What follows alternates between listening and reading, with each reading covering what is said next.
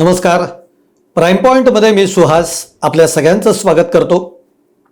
17 जागांसाठी महाराष्ट्रामध्ये विधान परिषदेच्या निवडणुकांचं बिगुल वाजतंय आणि ह्या 17 जागा म्हणजेच एकनाथ शिंदेंसाठी खतरा आहे का असं मी हेडिंग सुद्धा दिलेलं आहे आणि ते जाणीवपूर्वक दिलेलं आहे. कारण आता या विधान परिषदेच्या निवडणुकांवरनं महायुतीमध्येच म्हणजे सत्ताधाऱ्यांमध्येच खूप मोठा संघर्ष हा होण्याचे संकेत मिळत आहेत. कारण एकनाथ शिंदे हे आपल्या काही जागांवर अडून बसलेले आहेत आणि भाजपने याच्यामध्ये डाव साधलाय. तो म्हणजे खरं तर भाजपच्या वाट्याला 7 जागा येत असताना भाजप म्हणताय आम्हाला 12 जागा पाहिजेत. एकनाथ शिंदे म्हणतात काहीही झालं तरी आमच्या वाट्याच्या जागा आम्ही सोडणार नाही, आम्हाला 6 जागा तर पाहिजेच आहेत.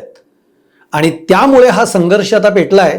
आणि त्यातून इंटरेस्टिंग गोष्ट म्हणजे काही अशा जागा आहेत ज्या मी तुम्हाला सांगणार आहे की ज्या जागांवरनं तर एकनाथ शिंदे आणि भाजप यांच्यामध्ये संघर्ष हा अटळ आहे. त्या जागा कोणत्या आहेत तेही आपण बघणार आहोत. एकनाथ शिंदे दिल्लीला का गेलेत आणि दिल्लीवरनं काही पदरात पडेल का, म्हणजे त्यांच्या मनासारखं होईल का, तेही आपण बघणार आहोत.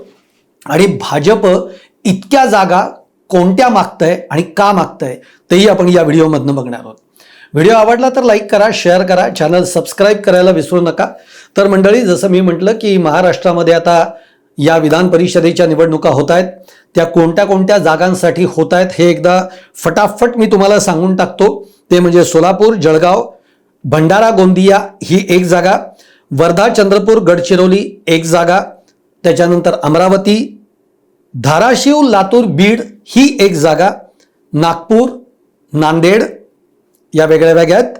त्यानंतर ठाणे, नाशिक, यवतमाळ, परभणी आणि हिंगोली अशी एक जागा, छत्रपती संभाजीनगर आणि जालना अशी एक जागा, त्यानंतर अहिल्यानगर, पुणे, रायगड, रत्नागिरी, सिंधुदुर्ग मिळून एक जागा आणि पुन्हा सांगली आणि सातारा मिळून एक जागा.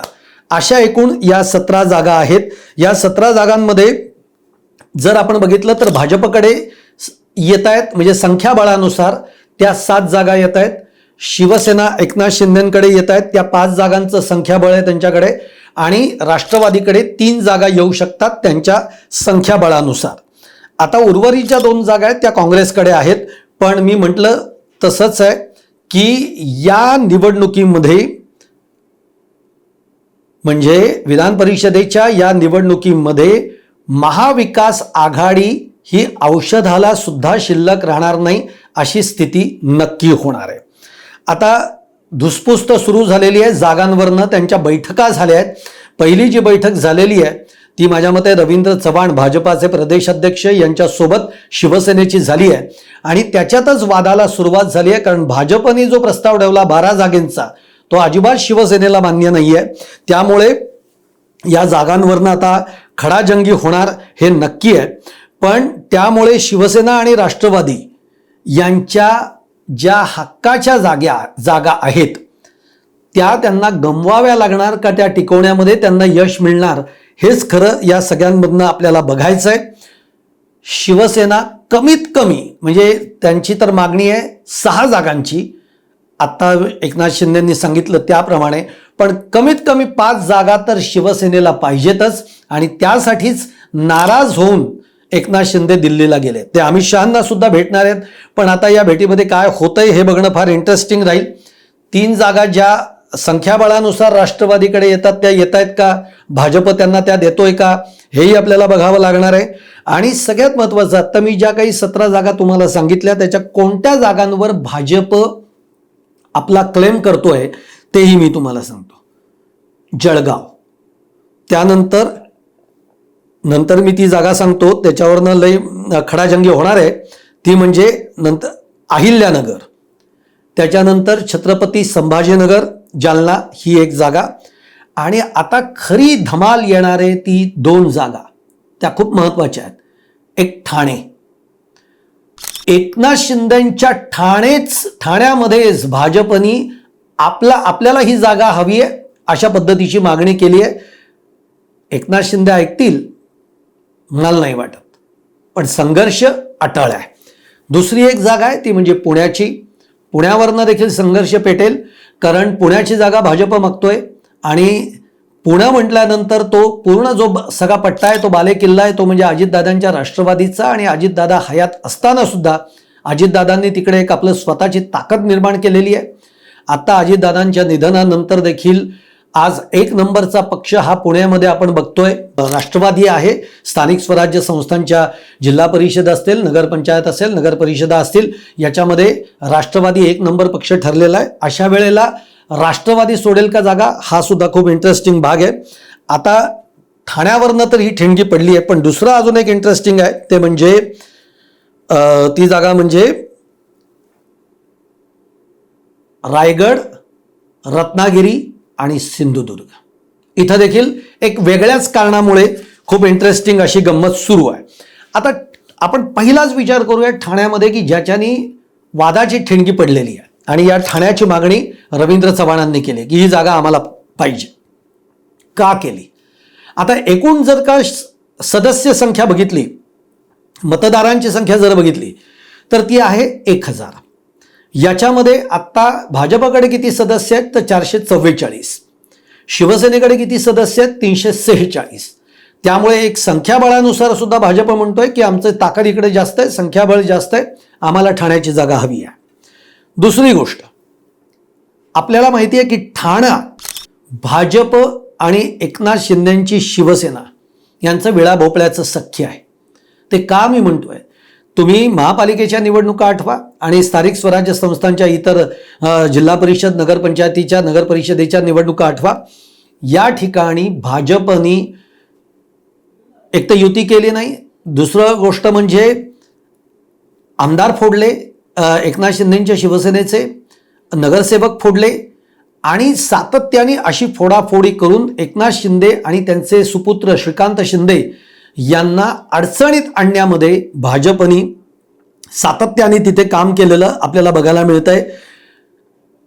भाजपचे कार्यकर्ते जे आहेत ठाण्यामधले ते सुद्धा सातत्याने एकनाथ शिंदे यांना आव्हान देत असतात आणि त्यामुळे भाजपचं म्हणणं आहे की आमची ताकद आहे आणि काही झालं तरी भाजपला ठाणे आपल्याकडे पाहिजे.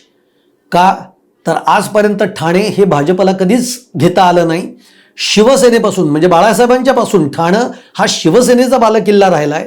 आता तो एकनाथ शिंदेचा बालेकिल्ला म्हणून ओळखला जातो, पण या ठाण्यावर भाजपला वर्चस्व सांगायचंच आहे. म्हणजे ज्या पद्धतीने मुंबई महापालिकेवर आपल्याला सत्ता हवीच आहे, त्या पद्धतीने ठाणं हे भाजपला स्वतःच्या हातात हवंय आणि त्यामुळे ठाण्याच्या या जागेवरनं जर का दोघंही तयार नाही झाले तर संघर्ष खूप टोकाला जाऊ शकतो अशी स्थिती आहे. दुसरं जे मी म्हटलं की रत्नागिरी, रायगड, सिंधुदुर्ग ही जी एक जागा आहे तिन्ही जिल्हे मिळून, याच्यामध्ये सुद्धा आता एक स्पर्धा सुरू झाली आहे, पण ती भाजपबरोबर नाही आहे, तर ती आहे राष्ट्रवादी आणि शिवसेनेची. त्याचं कारण तुम्हाला मी सांगतो. मुळामध्ये इथं ताकद जास्त आहे ती शिवसेनेची ताकद जास्त आहे. शिवसेनेच्या खालोखाल भाजपची ताकद इथे दुसऱ्या नंबरवर आहे. अर्थात राष्ट्रवादीची इथं खूप मोठ्या प्रमाणामध्ये जरी पडझड झालेली असली तरी सुनील तटकरे जे आहेत ते एक चांगलं वजन या सगळ्या भागामध्ये ठेवून आहेत आणि सुनील तटकरे यांना आता आपल्या चिरंजीवांना विधान परिषदेच्या माध्यमातून पुन्हा एकदा अनिकेत तटकरे यांना आमदार करायचं आहे आणि त्यामुळे ते सर्व बाजूंनी याच्यासाठीचे प्रयत्न करतायत. इतकंच नाही तर शिवसेनेच्या लोकांना ते सतत गळ घालण्याचा देखील प्रयत्न त्यांनी सुरू केलेला आहे असं देखील आपल्याला कळतंय. पण हे जरी एकीकडे असलं तरी तुम्हाला माहिती आहे की एका मुद्द्यावरनं रायगडमध्ये जो संघर्ष बघायला मिळालेला आहे शिवसेना आणि राष्ट्रवादीमध्ये तो म्हणजे पालकमंत्रीपद. या पालकमंत्रीपदावरून भरत गोगावले हे हटायला तयार नाही आहेत, सुनील तटकरे मागे हटायला तयार नाहीत. त्यामुळे आत्तापर्यंत म्हणजे आज जवळपास 2.5 वर्ष झाली सत्ता महायुतीची येऊन या 2.5 वर्षामध्ये पालकमंत्री अजूनही रायगडला मिळालेला नाही. आदिती तटकरे यांना पालकमंत्री करण्यात आलं होतं, पण हा संघर्ष शिगेला पोचल्यानंतर मुख्यमंत्र्यांना या पालकमंत्री पदावर स्थगिती आणावी लागली आणि आज रोजीचं चित्र असं आहे की तिथे पालकमंत्री नाहीत. आता याच्यात एक गोष्ट असं कळतीये, एक फॉर्म्युला कळतोय जो पुढे येतोय, तो म्हणजे अनिकेत तटकरे यांना तुम्ही ही जागा सोडा, असं सुनील तटकरेंकडनं हा फॉर्म्युला येतोय की अनिकेत तटकरेंसाठी ही जागा सोडा, हवं तर पालकमंत्रीपद तुम्ही घ्या. आता या गोष्टीला शिवसेना तयार होते का हे बघणं फार इंटरेस्टिंग आहे. कारण मुळामध्ये तिथं शिवसेनेचं प्राबल्य आहे. आत्तापर्यंत कोकणामध्ये शिवसेनेची ताकद राहिलेली आहे आणि तसंही बघायला गेलं तर पालकमंत्री पदासाठी भरत गोगावले हे अडूनच बसलेले आहेत. त्यामुळे हा फॉर्म्युला ते मान्य करतील का हे एक बघणं फार इंटरेस्टिंग राहणार आहे. आणि दुसरी गोष्ट, हे सगळी फॉर्म्युला वगैरे समोर येत असताना भरत गोगावलेंनी एक गुगली टाकलेली आहे. ती गुगली टाकली म्हणजे इकडे सुनील तटकरे आपल्या मुलाचं नाव पुढे करतायत, तर भरत गोगावलेंनी आपल्या मुलाचं नाव पुढे केलेलं आहे की आम्हाला ही जागा मिळालीच पाहिजे आणि ती माझ्या मुलाला मिळाली पाहिजे, अशा पद्धतीने भरत गोगावलेंनी ही गुगली टाकली. आता ही गुगली त्यांनी प्रेशर टॅक्टिक्स म्हणून टाकली आहे का? कदाचित जर का पालकमंत्रीपद ते देत असतील तर मग ही जागा सोडावी का, असा देखील एक विचार शिवसेनेमध्ये भरत गोगावले करू शकतात आणि शिवसेनेमध्ये होऊ शकतो. त्यामुळे ते देखील म्हणजे रत्नागिरी, रायगड, सिंधुदुर्ग ही लढत देखील जी आहे होणारी इंटरेस्टिंग, ती देखील बघणं फार महत्त्वाचं ठरणार आहे. दुसरं, छत्रपती संभाजीनगर जो शिवसेनेचा पहिल्यापासून बालेकिल्ला राहिला आहे, फार पहिल्यापासून, बाळासाहेबांच्या पासून. या छत्रपती संभाजीनगरमध्ये आता भाजप ताकदवान बनलेला आहे आणि भाजपला आता मराठवाड्यामध्ये आपली ताकदच पाहिजे. त्यामुळे छत्रपती संभाजीनगर आणि जालना इथनं जो काही एक उमेदवार निवडून जाणार आहे ती जागा आपल्यालाच पाहिजे, हा हट्ट आता भाजपने धरलेला आहे आणि त्या जागेसाठी जोरदार रस्सीखेच होणार आहे.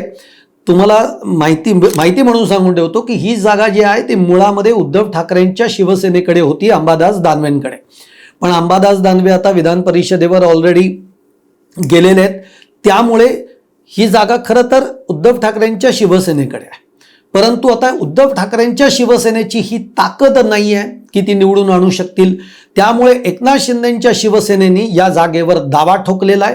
भाजप म्हणते आमचं इथे ताकद जास्त आहे, संख्याबळ जास्त आहे, त्यामुळे ही जागा आम्हालाच मिळाली पाहिजे. त्यामुळे छत्रपती संभाजीनगरमध्ये या जागेवरनं भाजप आणि एकनाथ शिंदेंची सेना याच्यामधला म्हणजे ज्या पद्धतीने ठाण्यामध्ये संघर्ष होऊ शकतो तशा पद्धतीने छत्रपती संभाजीनगरमध्ये हा संघर्ष आपल्याला बघायला मिळणार आहे. मराठवाड्यातली ही महत्त्वपूर्ण जागा भाजप आपल्या हातून गमावू इच्छित नाही आहे. पण पुढे काय होईल ते आपल्याला माहीत नाही. एकनाथ शिंदे दिल्लीत गेलेले आहेत. आता अमित शहा त्यांना किती एंटरटेन करतायत, अमित शहा किती त्यांच्या पाठीशी उभं राहत आहेत हे बघणं फार इंटरेस्टिंग राहील. पण एक तुम्हाला मी सांगतो, भाजपची कायमच एक स्ट्रॅटेजी राहिली आहे निवडणुकांच्या बाबतीमध्ये. भाजप निवडणुकांमध्ये उभं राहतो ते जिंकण्यासाठीच. त्यांना आपला उमेदवार जिंकूनच आणायचा असतो. मग भले आपल्याला त्यासाठी विरोधी पक्षाबरोबर संघर्ष करावा लागला तरी त्यांना काही प्रॉब्लेम नसतो. एवढंच काय तर आपल्याबरोबर जो आपला मित्र पक्ष आहे त्यांच्याशी सुद्धा संघर्ष करावा लागला एक जागेसाठी तरी भाजप करतो. भाजपला निवडूनच आणायचा असतो आपला उमेदवार. ही स्ट्रॅटेजी भाजप अवलंबते आणि म्हणूनच आपण बघितलं महापालिकांच्या निवडणुकांमध्ये मित्र पक्षांसोबत काही ठिकाणी युती केली जिथे भाजपला गरजेची वाटली, बाकीच्या ठिकाणी ते स्वतंत्र लढले आणि आपले उमेदवार निवडून आणण्याचे प्रयत्न केलेले आहेत. ही भाजपाची निवडणुकीची रणनीती ही कायम राहिली आहे. त्यामुळे आता मात्र हे संघर्ष वाढत जाणार आहेत, वाढत चाललेले आहेत भाजप आणि एकनाथ शिंदेंमधले. त्यामुळे या 2 जागांवर काय होणार हा खूप त्यातला महत्त्वाचा मुद्दा आहे. तिसरा मुद्दा जो आहे तो पुण्याच्या जागेच्या बाबतीमध्ये निर्माण होऊ शकतो. अजितदादांनी कायमच पुणे जिल्हा जो आहे तो आपल्या ताब्यामध्ये राखला. पिंपरी चिंचवड, पुणे हा अजितदादांनी गड राखलेला आहे. ती ताकद त्यांनी तिथली वाढवलेली आहे, बळ वाढवलेलं आहे. पण या स्थानिक स्वराज्य संस्थांच्या निवडणुकांमध्ये, महापालिकेच्या निवडणुकांमध्ये जर आपण बघितलं तर भाजप सुद्धा तिथे ताकदवर बनलाय. पण अजितदादांच्या निधनानंतर मात्र एक सहानुभूती आपण म्हणूयात किंवा काही असेल, तो गड राष्ट्रवादींनी पुन्हा एकदा आपल्या ताब्यात राखलेला आहे. आणि त्यामुळे जर संख्याबळाच्या दृष्टीनं विचार केला, म्हणजे ताकद कशी आहे राष्ट्रवादीची, तर आत्ता तिथे एकूण सदस्य संख्या किती आहे विधान परिषदेसाठी, तर ती आहे 781. राष्ट्रवादीकडे किती सदस्य आहेत? 322. भाजपकडे किती सदस्य आहेत? 296. आणि शिवसेनेकडे, एकनाथ शिंदेच्या शिवसेनेकडे किती सदस्य आहेत? 70. आता संख्याबळानुसार राष्ट्रवादीचा क्लेम आहे, राष्ट्रवादीचा तिथे यापूर्वी देखील आमदार राहिलेला आहे, त्यामुळे राष्ट्रवादी ही जागा सोडणार नाही हे तितकंच सत्य आहे. त्याच्यामध्येही संघर्ष भाजप आणि राष्ट्रवादीमध्ये होऊ शकतो. पण यामध्ये एक गोष्ट विसरून चालणार नाही. बरं, कदाचित सुनेत्रा पवारांच्या राष्ट्रवादीला शरद पवारांची साथही मिळू शकते, हे होऊ शकतं. त्यातून जे छोटे छोटे पक्ष आहेत त्यांचीही साथ कदाचित सुनेत्रा पवारांना मिळू शकेल. अपक्षांची संख्या इथे माझ्या मते 24 का 25 आहे, त्यामुळे ते कुठल्या बाजूला झुकतील हे बघावं लागेल. पण या पुण्यामध्ये किंगमेकर जर कोण ठरू शकत असेल तर ती एकनाथ शिंदेची शिवसेना, कारण एकनाथ शिंदेच्या शिवसेनेकडे 70 सदस्य आहेत. आता एकनाथ शिंदेची शिवसेना पाठिंबा कोणाला देणार?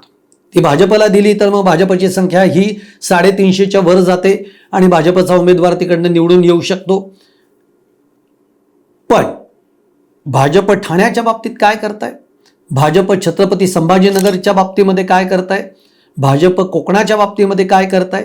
या सगळ्या गोष्टींवर अवलंबून आहे की एकनाथ शिंदेची शिवसेना भाजपला पुण्यामध्ये साथ देईल का नाही.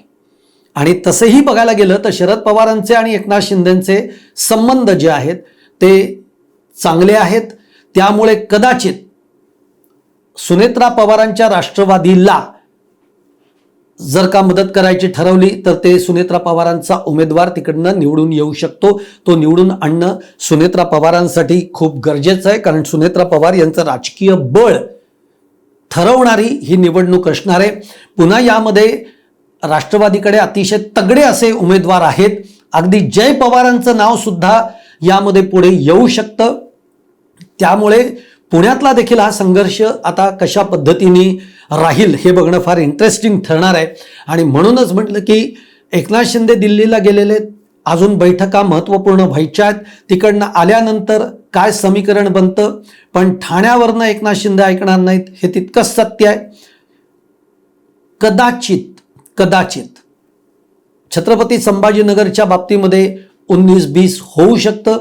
इकडे राष्ट्रवादी आणि शिवसेनेमध्ये काय फॉर्म्युलामध्ये काही तडजोड होतीये का हे बघणं इंटरेस्टिंग ठरेल. आणि पुण्याच्या बाबतीमध्ये तर सुनेत्रा पवारांसाठी ही निवडणूक फार महत्त्वाची राहणार आहे. हे सगळं चित्र मी तुमच्यासमोर स्पष्ट केलेलं आहे. पुढच्या येणाऱ्या 2-4 दिवसांमध्ये खूप मोठ्या घडामोडी या निमित्ताने घडतील, ते बघणं फार इंटरेस्टिंग राहील. तुम्हाला माझा हा व्हिडिओ आवडला असेल तर लाईक करा, शेअर करा, चॅनल सबस्क्राईब करायला विसरू नका आणि तुमच्या देखील कमेंट बॉक्समध्ये जरूर टाका.